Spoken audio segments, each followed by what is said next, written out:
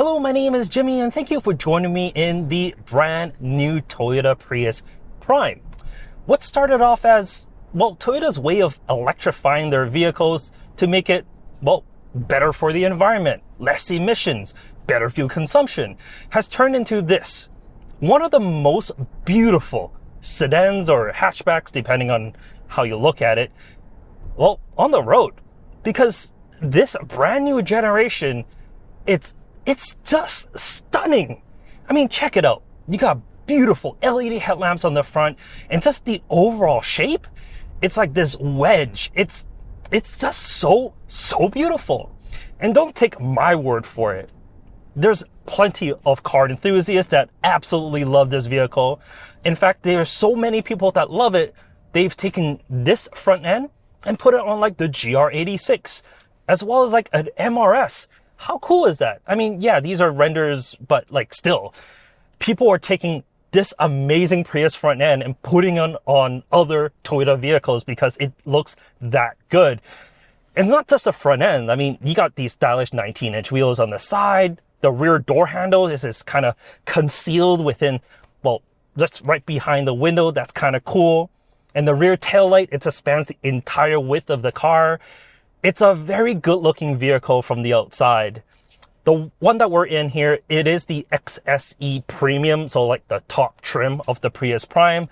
So you get like all the bells and whistles in here. And yeah, there are some things that this, just is a little bit of a standout compared to the other models. And I'll definitely will get to that. Probably like the most negative thing about like the shape is, that's the trunk size. If I open up the trunk here, you can see I can fit 2 luggage cases in here with, no real issues, but that's about it. It's not the world's largest trunk space, but you can fold the rear seats 60-40 if you need to. For most people, this is gonna be fine, but for some, they might want a little bit more space. And speaking of space, if you're a little bit taller, the back seats, they're just not the biggest. I'm 5'11", and as you can see, while I do fit, I'm just right on the headliner. So if you're going to be a little bit taller, you may not have the best time back here. However, I am a child passenger safety technician, and I did put a few child seats in here just to see what that would be like. On the driver's side, this is a collect-laying infant seat. There really wasn't any issues getting an infant carrier in here. The doors, while they don't open like a full 90 degrees, they are decently wide enough for me to slot the infant carrier in here, so that wasn't too much of an issue. On the passenger side, this is a collect FUMF in rear facing. My child, he's currently 3 years old, and this is essentially how he sits, and he loves it. He can climb right into the vehicle with no issues. And the roofline, while it does slope down a little bit, it's not that bad where I can't get him out. Although the vehicle is, of course, like a sedan or hatchback where it's a little bit lower than an SUV, so I do have to hunch over just a tad to get him. If you're putting a booster, that's actually pretty decent as well. The headrest itself, you can remove them if you need, so you can take them off and put a booster in here, a high back booster, or even a forward-facing seat with real, no issues. You got 2 sets of floor anchors, one on the driver's side, one on the passenger side, and that's behind these clips, which unfortunately, you can lose them pretty easily if you don't keep track of them. But you also get 3 upper anchors just behind the bench itself.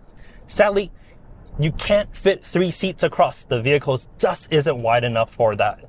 But the rear seats, they are heated, which is nice. Same thing with the front seats.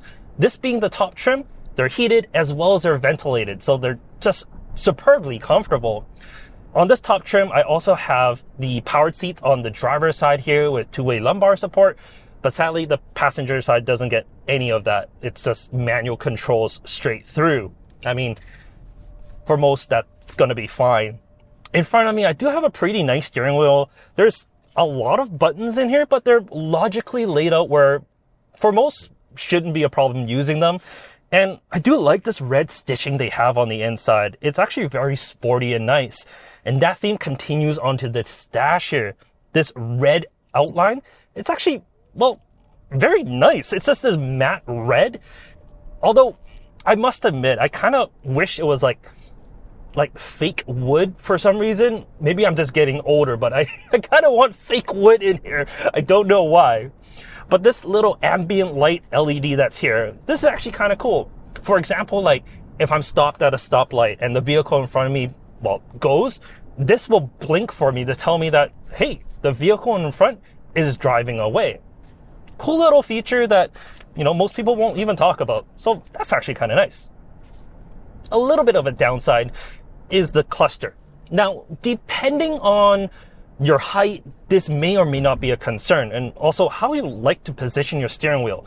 Because the cluster, it's just behind the steering wheel, but it's higher than most, it's kind of blocked by the top of the steering wheel. So depending on, how you adjust it, it may or may not get in the way. For me, if I'm sitting fully upright, it's absolutely fine. But once I start to slouch, which, let's be honest, we all do, half of the cluster, it's just blocked. I can still see my speed, but I don't know how much fuel I have. I don't know how much battery I have or anything that's on the bottom. You know what? Yeah, it's fine, I guess. Just go up a little bit. I can see what I need, and then I go back to slouching. On the XSE as well as the XSE Premium, you do get this 12.3-inch infotainment system. It has your wireless CarPlay, has your Android Auto, it has all your GPS, satellite radio, and all that good stuff that you would come to expect. Honestly, it's a good system. It works. The only thing is, it is on one of those connected services. So after that free trial expires, well, we don't know exactly what that's going to look like, how much that's going to be. But for most, you're going to be using a wireless device anyways, so it should be fine. I also like the implementation of the climate control that's right underneath here. A bunch of dedicated buttons right there for you. That's absolutely great because, well, you don't really have to fuss around in a menu to change your temperature or turn on your heated seats. It's all right there. I do like that. And there's a lot of little quirks as well within this interior. Right under this cubby, it says it's a hidden compartment. There's a wireless charger that says #wireless charger. You got your center console that also has a hashtag in there. It's kind of quirky. It's kind of cool. They're kind of bringing it to maybe the younger audience, let's say, because I gotta admit, I do like that. But I'm not younger. I am, well, maybe getting a little bit older. So is it for younger or older? I don't know. But I must say, this interior is, well, it's very functional and is actually really nice. The materials, sure, is Toyota grade, but it's not too bad in here. And I got a decent view out as well. The window, while it's super long and, well, at a really acute angle, it's actually pleasant. I have really good visibility of everything in front of me. Behind me, well, that's a different story because unlike the previous generation of the Prius where you do get a window on the top as well as a window on the back of the hatch, you don't get that now. You only get the window on the top. So looking back, I only really see headrest and then this small portal in the center. Luckily, this XSE trim, I do have a digital mirror and it runs through a camera right in the center, just above the license plate. It does make the view a little low, which is a little odd sometimes when you're looking at it, but this is definitely better than, well, just looking back. It's definitely a lot better. And it has a really good 360 camera as well. So parking maneuvers and whatnot, it's honestly hasn't been a problem. But sadly, these features, along with this automated parking button here, this is only available on the top trim. Base models don't get that. In terms of how it drives, well, it's a Prius. It drives like a Toyota should.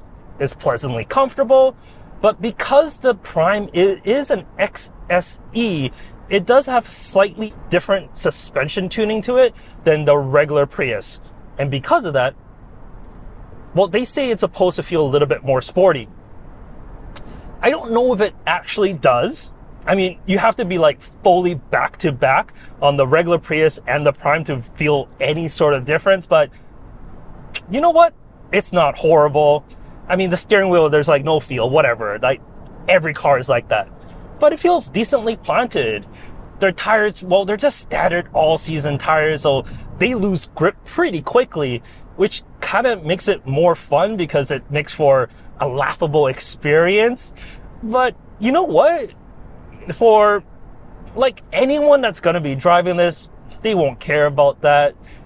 And if you are really a enthusiast, well, you put some proper tires on this and you'll be ripping. Because, well, the powertrain here, combined, it makes 220 horsepower. That's a lot more than the previous Prius Prime, and it's more than the standard Prius. I mean, if you have the engine as well as the hybrid powertrain powering this to highway speeds, it only takes 6.5 seconds to reach that. That's not Prius quick. That's just quick in general. That's, well, I mean, let's be honest, supercars from like 20, 30 years ago, 6.5 seconds is pretty good. But, I mean, there's really like no downfalls with this Prius. I really just don't see any. I mean, on the highway, it's so smooth. You turn the adaptive cruise control on and basically kind of drives for you. It does have an eye sensor here where it looks at you, and if you're looking away for too long, it does beep at you. And if you're on a stoplight, it does have cross traffic alert, so that beeps at you. If have your like signals turned on and there's a car next to you, that beeps at you. And if you don't have your seatbelt on for more than a second, like it essentially beeps at you all the time. It is a Toyota, so that's pretty standard, let's be honest. That's like the only annoyance with, well, just Toyotas in general. But honestly, for this, I really like it. I really, really do. And here in Vancouver, this vehicle makes so much sense because as equipped XSE with the premium package, well, it's cheaper than a standard Prius Limited, which is essentially its equivalent on the standard Prius. So why not get this? I mean, yeah, it's because our incentives here are actually quite good, and because of that, it is less than the standard Prius. And I know other states and provinces, that's not going to be the same. And for some, it may not make sense to get the Prime over the standard if you don't have access to a plug ever. The standard Prius is going to be better because this running on hybrid, it's not going to be as efficient as the standard Prius would. So that's going to be a better bet for you. But other than that, that's really it. I love the Prius. I mean, 2 years ago, I didn't think I would say I love the Prius. I mean, the last Prius Prime was pretty cool, and it had some styling elements that I did like.